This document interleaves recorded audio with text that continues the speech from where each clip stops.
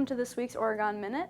This week we are interviewing Public Works Director Jeff Rao. We're talking about construction updates and the challenges that the Public Works Department has faced amid COVID-19. Welcome, Jeff. Yeah, thank you. How are you today? We're doing great. We're doing great. Good. Yeah.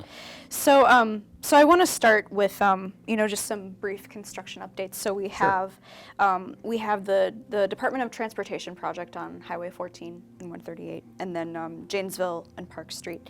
Now let's talk about the DOT project really quick. As far as I understand it, 138 is finished, correct? Well, the work that was closing down 138 is finished. Okay. And that was to wrap up in mid-June. And that was basically a deck replacement to Highway 14 as it goes over 138 there. But since it's only a single lane each direction, they didn't have any extra lanes. So that's why they had to shut down and reroute all the traffic to the roundabouts. And then not keep people from going under the deck there. So, but that's all done. And now they'll be focusing their efforts, as I understand it, on some bridge replacements up north. I think Burn Road, Irish Road, those ones that are north of Oregon. And so there'll still be continued a lot of construction with that and some lane closures, but they'll just shift over to the other side and keep traffic open on them all the time. But as far as the disruption part down there at 138, yeah, we understand that's completely done. Okay. And then just give us an update quick on Janesville and Park Street. I've driven through that, and it's a mess right now. Oh yeah. You know, and like we like to say, you really can't do work unless you really get into it, and you have to really, to make things better, you're gonna have to make a mess. And so, you know, this is one of those projects that is a complete reconstruction. We're bringing a new water main in areas where, like in Janesville Street, we had a parallel, very old 4-inch and 8-inch water main. And we're replacing that with 12-inch water main. We have sewer repairs and replacements. Down Park Street, we're extending water main all the way down Park Street, increasing the size of that. And then we have complete curb, gutter, sidewalk, pavement, all of that kind of reconstruction as well. Not only pretty much from Quick Trip all the way down to where the roundabouts start, but then on Park Street all the way down to beyond the vet clinic down there. So it's a very big project. It's a very disruptive project, but we're excited because, you know, we see that area changing so much. And literally, just the 5 years I've been here, we've seen a motel go up there. We've seen a motel get burned down. We've seen a restaurant get burned down. We've seen expansion in the areas. There's the Rosewood apartments that are going up. And those businesses seem to be doing well down there. So we see this, and eventually the lot where the hotel and restaurant used to be will be developed. We're still waiting to kind of see what that will be. But we see this as a revitalization of that area, and this is just part of that, making that work. So when does the village anticipate this project will finish up? Those are always great questions.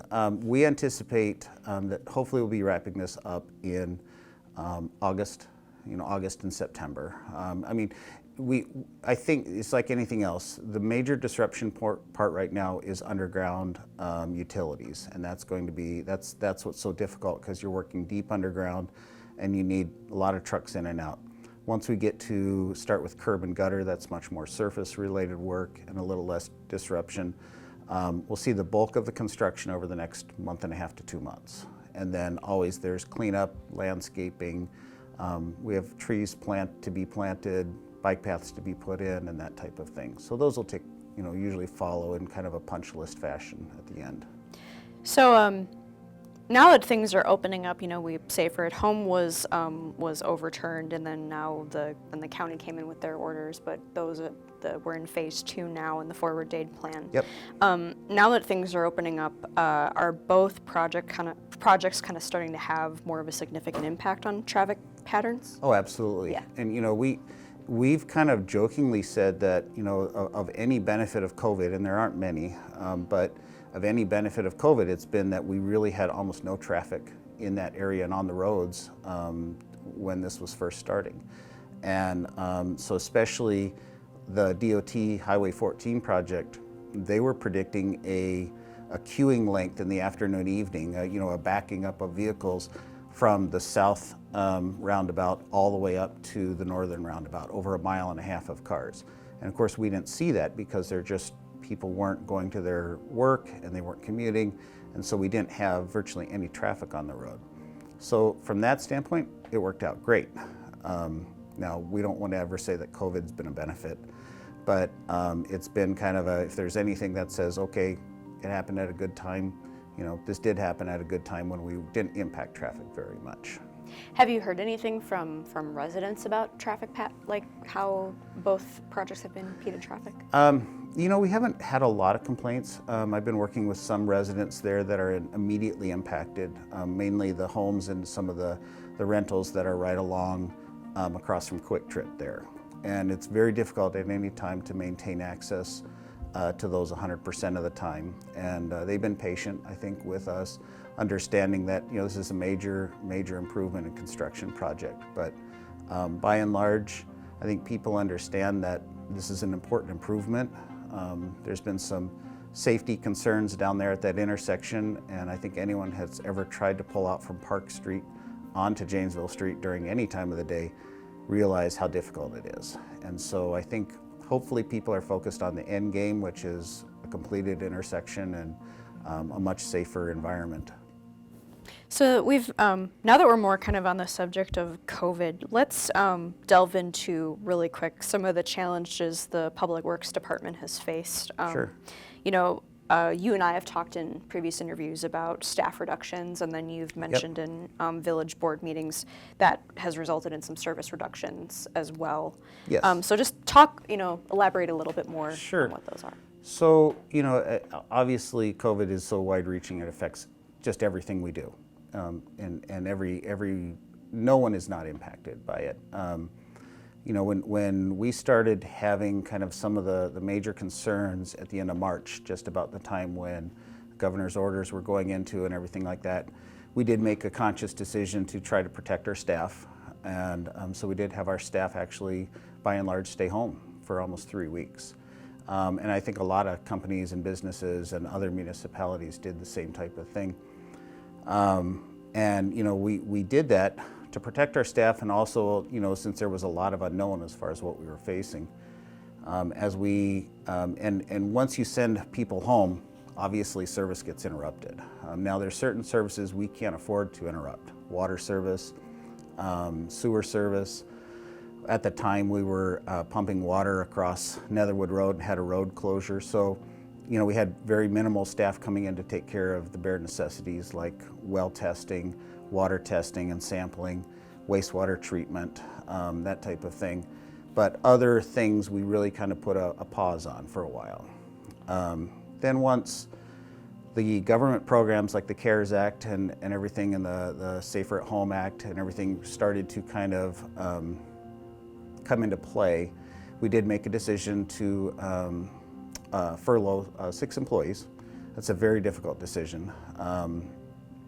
And luckily, our main concern obviously is always our health and safety of our employees, and then also not compromising the health and safety of our residents. And I don't think in any of this time did we ever, compromise any of that. But anytime you talk about furloughing an employee, it's challenging. Some of our employees were able to actually be able to utilize their sick time, which is a great benefit for them. Others were able to utilize, there's actually great benefits that under the unemployment extra payment that they would get. I think it was $600 a week or something. It was significant. So, from a financial standpoint, I think people were fairly well covered through all of that. But now for, I think it's 2.5 weeks, we've been at full staff. And so we're back 100%, which is great. Awesome. And we've even hired our summer limited term employment staff for the summer. So I think for the last 2 or 3 weeks, we've been playing a little catch up, but I think we're almost there. Because it was, as far as I understood, there were some, like things like mowing were, sort of put. Yeah, mowing is always going to be one of those things that people, for some reason, I call it a tier 1 issue, and I don't understand why. It is just grass, but you know, and I understand people, you know, have very passionate about that.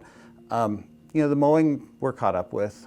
You know, we're not doing anything different than we would normally be doing and everything like that. But definitely it does take a little bit of time, especially when, you know, COVID hit kind of in this, you know, March, April, May, which when, quite honestly, grass really takes off. And so things got a little long and shaggy, but I saw a lot of, my own hair got long and shaggy for a while. I think all of ours did. Exactly, you know, and everybody did. So, you know, that was just part of dealing with an unprecedented pandemic we were under. So now that the Public Works Department is back up to full staff, is that a good indication for, or is that, you know, in any way a predictor of what the village's overall budget might look like in the second quarter? Because I heard that, you know, a couple of meetings ago, I know Village Administrator Mike Sure. Grace was, you know, talking about, hey, focus on staff reductions as much as you can. But if you're back up to full staff, that must mean it's a little complicated. How, you know, yeah, we work off of a budget that's been approved for the previous year, obviously, and we're funded through tax revenue, and a lot of that goes off to the school district and to MATC, and you know, the village portion is surprisingly a small amount for every dollar that we pay in taxes. But you know, what we have found is sometimes these large events like a recession, or in this case a pandemic, we tend to see it kind of follow a second wave. Right now, you know, people are still in their homes, and it will take a while, I think, for some of the financial impacts to really roll through the village, whether that's in people not being able to pay their taxes or be able to pay their mortgages or something like that. And so I believe our challenging times ahead are not necessarily the present day as far as financial. Our challenging times ahead are really 2021. You know, if and when we start to see decreased tax revenue, decreased transportation aid from the state, and there's a lot of unknowns out there. So, you know, what Mike was really talking about is, you know, if you know that you may be facing a tougher year ahead, then you look at where you can cut back in present day.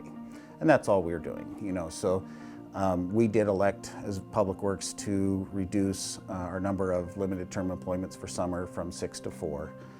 And that's just a small, you know, thing we can do, you know, and we're not backfilling a current position right away until next year.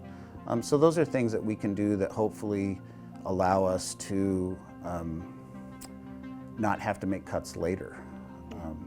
I think I saw somewhere that while the current unemployment rate sits at like, I think it was about 13.3%. It actually was down from 14.5 in April, but like the Fed was predicting that it would go up, or it would decrease down to 9% by the end of the year. But of course, you know, that's still pretty 2008 high. level, Right. you know, Right. percentages. So, but yeah, I mean, everybody I think is trying to take the extra precautions as Exactly. much as they can. And I like that you mention, you know, the changes that we're going to see aren't necessarily present day. It's for a lot of people, it's, you know, going to hit in the second quarter and even into next year. So now that we've discussed that, I want to talk about something the village will be discussing, I believe, July 13th, and that's the Perry Parkway study. And that was going to be discussed, the feasibility study? The Perry Park, you mean the Perry Parkway Janesville intersection? Yes, Okay. yes, that Yeah, study. Sure. So that was going to be discussed, and then COVID-19 hit, so that Right. had to be pushed Right. back a couple of months. And obviously, you remember that was last fall, and then like into early spring, that was a significant point of There were some pretty strong feelings. yes, Yeah, yes, absolutely. because it was 2 pedestrians that were almost struck by vehicles last fall, and I could One have of them was sworn. a car crossing guard. Yes, Mhm. yeah. Yeah. So with the village board discussing it in July, I was curious about what parts of the study stuck out to you, and you know, what the next steps are Sure. once the village discusses that Sure. study. So obviously, you know, if we step back and look at the intersection, it's South Perry Parkway and Janesville. And we have to remind people that Janesville is still a county highway. So it's really not our roadway. The only roadway that is ours is South Perry Parkway through there. So when we're talking about any kind of improvements or anything, that would have to be kind of in partnership and with agreement with Dane County, but they've been on board with things all along. You know, the concerns obviously from the get-go were speed, safety of pedestrians. There is a very large turning movement that's coming down from South Perry Parkway northbound and wanting to turn right at the insurance company there. And that's exactly what the study showed. You know, there's a very, very large component for a very short period of time. Our traffic problems in the village really tend to, when things are normal, not right now, but when things are normal, center around the peak AM and PM drop off and pick up for schools, okay? So many more people are dropping their kids off and picking them up nowadays, and so we're seeing a lot more traffic a result of that. And if you look at it, it's a very short time period where there is a lot of traffic wanting to get onto Janesville Street and a lot of right turns. And when things get busy and backed up, and then you couple that with, quite honestly, people just drive way more aggressive than they ever have had. And I think COVID's actually, according to the police department, has actually increased kind of the craziness of how people are driving. And really quick, I want to correct myself, because I called it a feasibility study. No, it was a warrant analysis. It was a warrant analysis. It was really an intersection analysis, and part of that intersection analysis was a warrant analysis. So it does not warrant signals. You know, that's the thing. When you look at it, does it really warrant having that as a signalized intersection? That did not prove to be the case. What that means to us, it doesn't mean we can't put signals there. It does mean that the village would likely not participate financially in putting signals at that location. Mike, myself, Lisa, our finance director, and our administrator are working together on the capital improvement plan for the coming 5 years. We do have money set aside in the capital plan right now for intersection improvements there. We're still looking at what those options are. I do believe that long-term we should look at some form of signalization at that intersection. You can do certain things like what we've talked about, you know, the flashing beacons and those type of things. Those are all effective to a certain point, but until you're literally controlling traffic, they're all just kind of mitigative efforts up to that point. So, you know, we're looking at it. I think we'll be working with Dane County on our project for their on Janesville Street for next year, and that'll be part of the improvements we do out there. Is there anything I didn't ask you about that you would like to discuss? Not necessarily. I mean, I think, you know, this has been, the last couple of months have truly been, the term is just so overused, but unprecedented. And how it affects so many different things, you know, and it affects every part of our lives. I know it affects our staff. I mean, they're concerned over health. You know, our goal every day is, you know, first and foremost is, are we providing services? Are we getting water and sewer to everybody?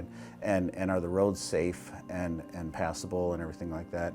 And then beyond that, we want to make sure that our village is nice, looking nice, presentable, is well taken care of and well maintained. And until you've really walked in the shoes of my staff and myself, you really don't get an idea of how many things come up on a daily basis. And so we just always ask for people's patience. You know, we've got a lot to do. The village board has been exceptional in providing us staff and equipment and resources to be able to do stuff, but it's still a lot of stuff to do with, you know, what we have the time and energy to do. So people generally are very patient, but COVID sure hasn't helped on that level. Yeah, I think everybody, just with being so isolated, and then just how everything else going on besides COVID, you know, I think a lot of people, are just quick to anger and ready to get outside, and it's just a time to remember that,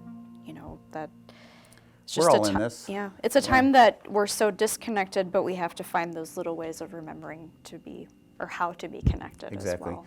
You know, and there's times where honestly you get the shining moments where a resident was out, their son had lost his eyeglass lens, and my mowers showed up to mow this spot of the park, and she just asked if they could mow somewhere else, and of course they did. They were very happy to do that.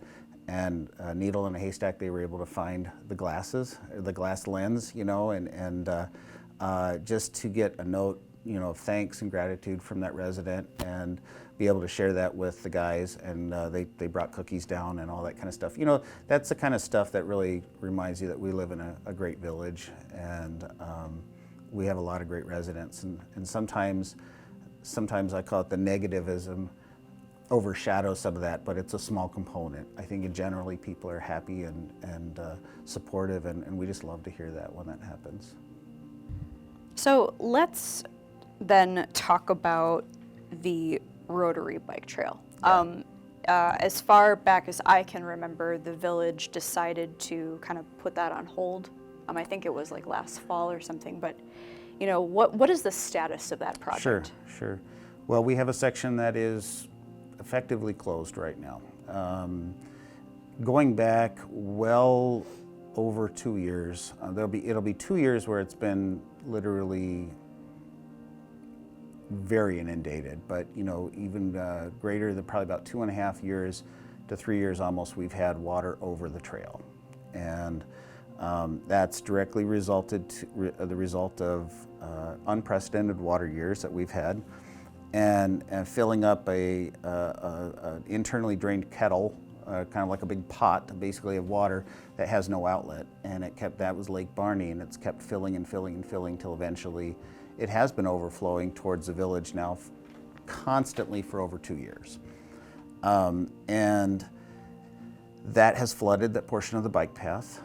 We were actively working with the landowners this last fall and into winter on some alternate routing and an easement. In the end, we weren't able to come to a perfect solution for either party, and that's fine. I mean, we don't fault the landowner, we don't fault the village. You know, it was just one of those situations where we understood that the timing wasn't right, and so we're continuing to work with the landowners, and there may come a day where we can either acquire that land to reroute the bike path, and if we're able to do that, we have funding that we've set aside to be able to reconstruct the bike path and open it so it's a full connection through from basically Oregon to Fish Hatchery Road. Because the idea of putting it in as a boardwalk is just way too expensive.